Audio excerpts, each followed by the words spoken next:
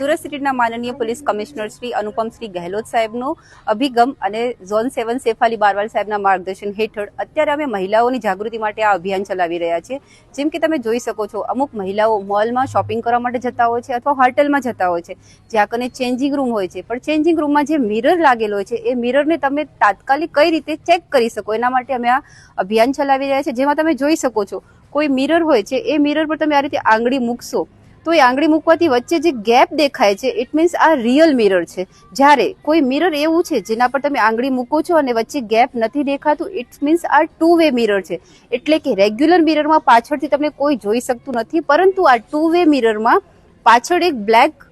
Background જેવું હોય છે, એટલે કે મિરર લગાવી દેવામાં આવે છે પણ પાછળથી તમારી બધી એક્ટિવિટીઓ કોઈ વ્યક્તિ જોઈ રહ્યું છે, જેથી કરીને મહિલાઓ પોતાની જાગૃતિ માટે જાગૃત થાય એના માટે થઈને અમે અભિયાન ચલાવી રહ્યા છીએ કે તમે ક્યારે પણ જાઓ તો જસ્ટ એક જ સેકન્ડમાં તમે તમારી સેફટી ચેક કરી શકો છો આ રીતે મિરરની।